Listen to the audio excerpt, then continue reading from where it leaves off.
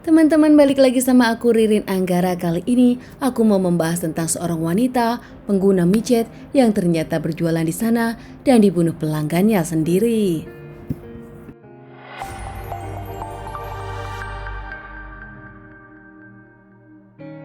Dalam kasus ini aku lihat ada kesedihan, bahkan wanita tersebut mencari nafkah dengan cara menjual diri yang juga meninggalkan seorang anak berusia 2 bulan. Seorang wanita bernama Aluna Sagita, warga Batam berusia 26 ini nampaknya nasibnya kurang baik. Dirinya tewas mengenaskan dibunuh pelanggannya sendiri di kosannya saat dirinya menjajakan diri. Awal bulan Juni 2022, Aluna Sagita pun pindah dari Batam ke Bali untuk mencari nafkah. Bahkan saat itu, di saat dirinya merantau, Aluna tinggal di kos-kosan bernama Kosan Gria Sambira, Jalan Tukan Batam, Bali. Pindah ke Bali untuk merantau, Aluna kondisinya saat itu tengah hamil besar. Aluna tak pernah menceritakan siapa ayah dari bayi yang dikandungnya atau dirinya sudah menikah atau belum, dan semua orang yang di sana pun tak bertanya.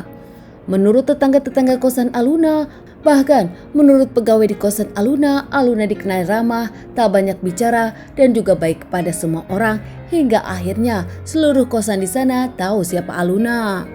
Saat itu, Aluna pun di kosan tersebut mendapatkan kamar nomor 9 lantai 1. 4 bulan pasca dirinya pindah ke kosan tersebut, Aluna pun melahirkan. Di Oktober 22, Aluna melahirkan anak.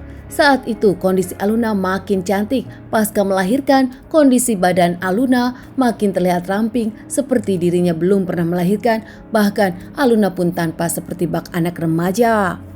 Aluna dengan kondisi kini pasca melahirkan, banyak lelaki tergoda kepada Aluna. Bahkan belakangan diketahui pekerjaan Aluna adalah menjadi PSK, menjajakan diri di sosial media.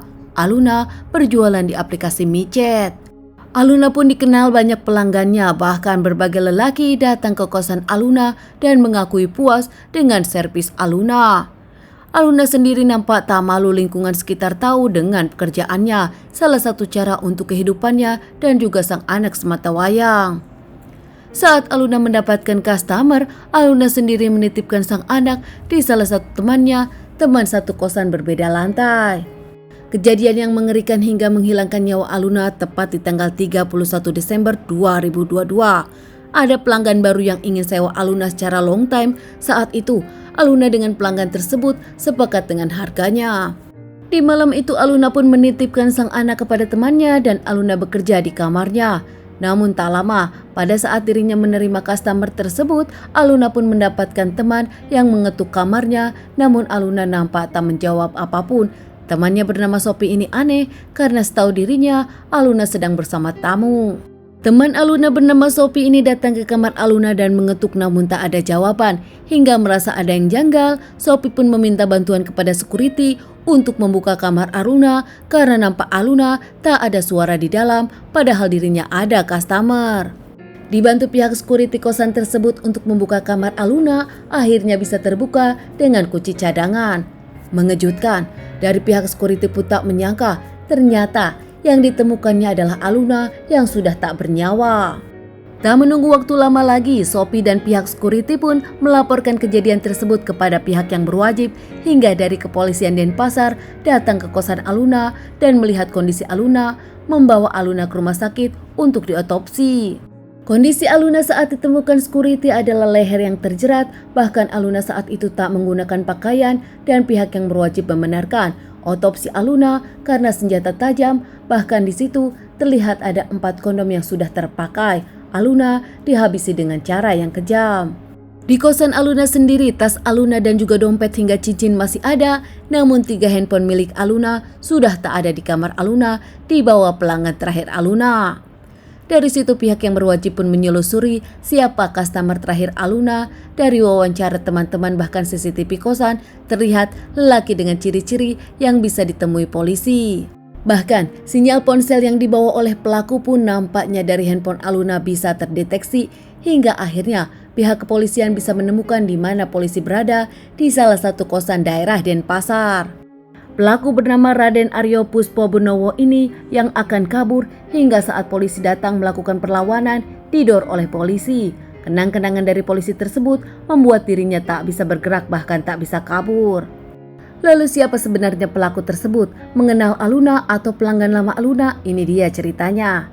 Arya sendiri mengaku dirinya tak kenal dengan Aluna, bahkan tak pernah memakai jasa Aluna sebelumnya. Arya mengaku dirinya mendownload aplikasi micet karena dirinya butuh uang, sengaja ingin merampok PSK. Arya sendiri adalah warga dari Blitar. Saat itu dirinya pernah ke Bali untuk bekerja. Namun saat tengah pandemi tak ada pekerjaan, dirinya pulang ke Blitar. Akhirnya setelah reda pandemi, di awal Desember 2022, dirinya kembali ke Bali untuk bekerja. Namun kondisinya saat itu tak ada uang sama sekali. Hingga mengakui dari kosan ke kafe tempat dirinya bekerja pun Arya jalan kaki. Bingung dengan kondisi di Bali tak ada uang, Arya pun akhirnya memutar otak hingga dirinya berpikir untuk merampok. Caranya, dirinya mendownload aplikasi micet dan berkenalan dengan PSK hingga mengaku ingin bertemu dengan PSK tersebut, melakukan setubuh dan merampoknya. Termasuk salah satu percobaannya yaitu kepada Aluna Sagita. Menawar Aluna Sagita, berjanjian dengan Aluna Sagita, bahkan menjanjikan uang kepada Aluna. Arya nampak tak punya apa-apa, jalan dari kosan ke tempat kosan Aluna Sagita untuk bersetubuh. Aluna Sagita saat itu bermain dengan dirinya 4 kali. Di tengah Aluna Sagita tengah istirahat, tersangka pun tanpa banyak bicara langsung mencekik leher Aluna Sagita dan menganiayanya hingga tak bernapas. Dari situ Arya yang mengaku dirinya panik, tak tahu harus berbuat apa-apa, namun tetap berniat ingin mencuri, membawa 3 handphone Aluna Sagita. Pelaku Arya sendiri mengaku dirinya menyesal dan meminta maaf kepada keluarga Aluna, bahkan dirinya tak menyangka Aluna meninggalkan seorang anak berusia 2 bulan. Namun nampaknya semua penyesalan sia-sia belaka. Kini Arya akan dijatuhi hukuman atas semua perbuatan yang dilakukannya. Teman-teman, sekian cerita yang aku bawakan kali ini. Semoga cerita ini bisa dijadikan pelajaran hidup untuk kita. Buat teman-teman yang suka dengan bahasan cerita kasus-kasus yang aku bawain, ditunggu cerita selanjutnya.